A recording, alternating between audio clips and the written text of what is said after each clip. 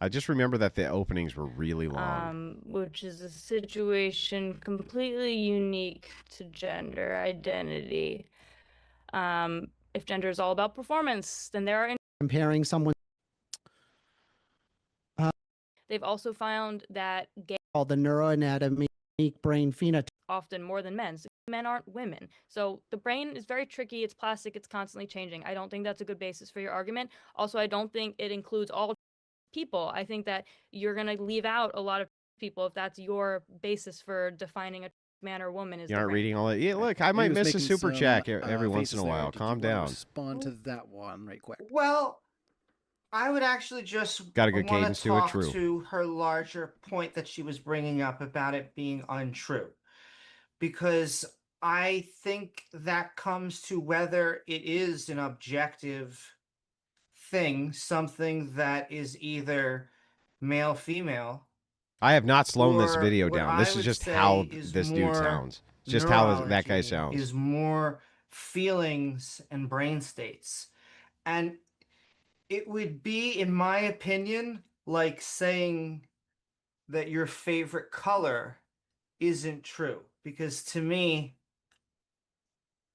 it is either your gender is feminine or masculine, and it is, again, how you feel. And to say, well, you don't feel that way, which I think you're saying it doesn't correspond with biology, but I would say that we You hear that? That's the Wilson mating call.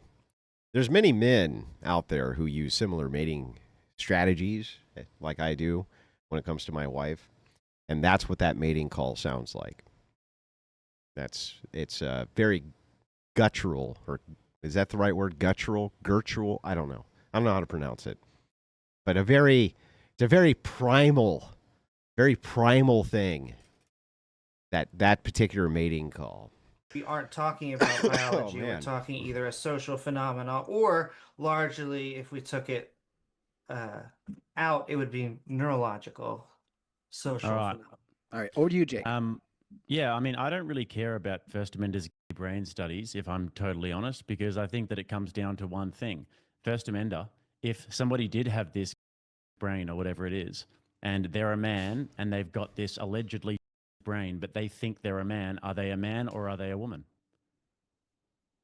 If you're referring to sex or gender, I would have to ask them if we're referring to gender. If we are referring to sex, it's typically whether or not they have large or small gametes.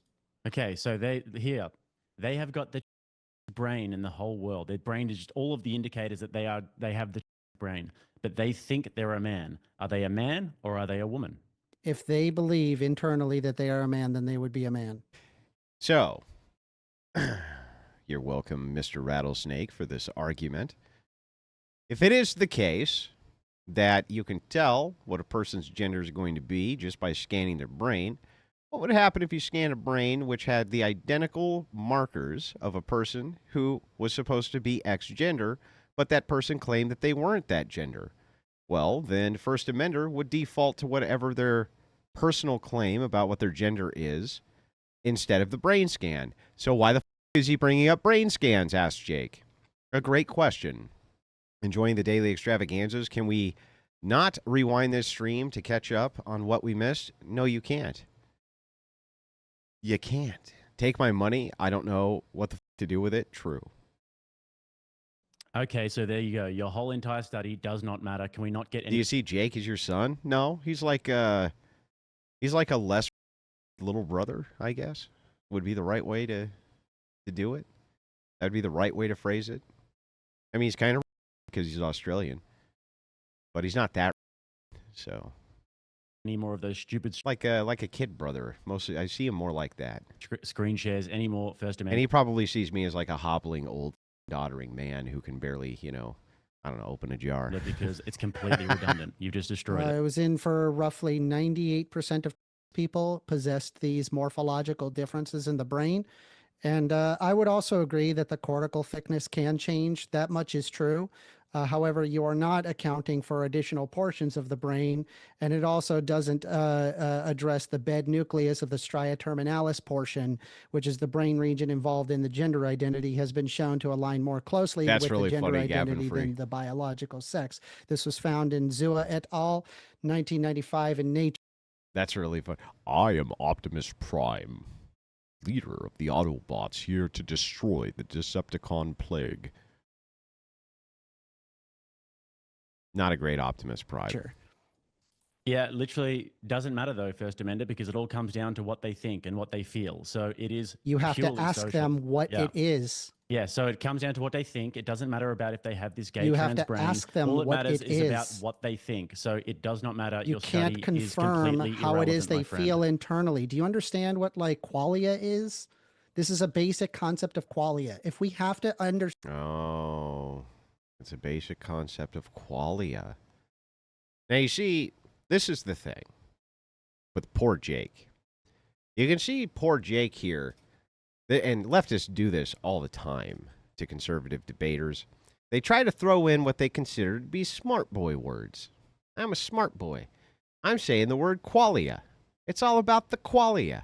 And of course, you know, Jake over here, he just hears koala because he's a stupid Australian, right? But what happens is Jake looks at him and he's like, what the f*** are you talking about? Qualia. What are you talking about? What does that mean? But here's the thing, right? And so you got to be ready. You got to be ready for these scumbags. And most of the time, the funnest thing to do to them is be like, that's not what that means. That's not what that means. Like when they try to hit you with a logical fallacy and it's not really a fallacy, and you them up with that, it really pisses them off. You got to be ready for that, Jake. You got to be ready for these. understand what somebody is experiencing during qualia, then you would have to ask them. Wait, For First Amendment, example, can if you went up to somebody Thanks, and Dustin. you say, does it hurt? And then they say, no, it doesn't hurt, but you see a giant gaping wound, right? You have to take them for their word that it probably doesn't hurt. And they're going through some internal experience that would be vindicative of that. Yeah, so you would argue then that actually it does hurt, or they are going through this experience, even if they say it doesn't hurt, but they are going through that experience, right? No, I wouldn't. I would apply what their internal phenomenology is. That's how it Okay. works. All Can right, Fantastic. internal So if they perception- It's all about the phenomenology. As a phenomenologist, that's a phenomenologist. Oh, I hate these people. Andrew's winning the war against. Yes, correct. Congratulations. Yes, congratulations are always. And Leslie they are Taylor, man, then hold they're a on. man, and their internal Hold on. phenomenology says Laugh out loud. He did use it wrong. They always use it wrong. They're stupid. These people aren't smart. They hang out in discords and they pick up little words and they think that when they interject the words, they'll confuse their opponent. If you're ready for their little kind of paltry leftist thesaurus, you can just spin that right back around and smack them. Remember when I showed this dumbass First Amender that he didn't understand basic logic and made him go through a syllogism and then he backtracked in his whole argument? That was hilarious. You can spin it right back against them. They don't know what the they're talking about. In an interview with Gavin, he really didn't give a good answer to what's with all the. Oh yeah, it was a good interview otherwise though. Yeah, it wasn't. I give him a lot of shit about that. Okay, I give Gavin a lot of shit about that stuff. You know, it's not a fan of that. I like Gavin fine. Okay, like him fine, but I'm not a big fan of the like. I know it's satire, but just not a fan of that. that they're a man, so it doesn't even matter about anything that you just said. All right. Like I have It, the it whole does second, because one people second, who guys. self-report Hold on. themselves 98. Hold on. I'm just sorry to put you on mute there, First Amender. But Taylor's been trying to jump in, and it's only fair. I'm going to ask Jake just to make some space here for your partner as well. Go ahead there, Taylor. Just the simplest question, First Amendment. Can internal perceptions be wrong? Yes or no? Sure. Okay, so then again, your argument falls apart. If everything is based on internal perceptions and you agree that internal perceptions can be wrong, then that's it. They can be wrong. I think what's really important. Well, that wasn't a great argument. Not a great argument from Taylor. He admits that internal perceptions can be wrong, right? But that doesn't actually defeat his argument. It doesn't show that these internal perceptions are wrong. It has to be more If basis. somebody is possessing an internal sense of being the opposite gender, what I would do. Andrew can't open a jar. That is fake news. Just olive jars. Pickle jars, pff, don't stand a chance. It looks like so much fun to get First Amender flustered. He gets very upset very quickly, especially when you know what you're talking about. And he uses his stupid ass, they use a specific category of wording to make themselves sound smart. They don't even know what the means. So what I do is I put on the smart boy Philbro hat. And I adjust my fictitious tie, And I'm like, well, actually, First Amender, if we dissect this syllogism, we can see that you're not following the correct philosophical path. The conclusion actually doesn't meet.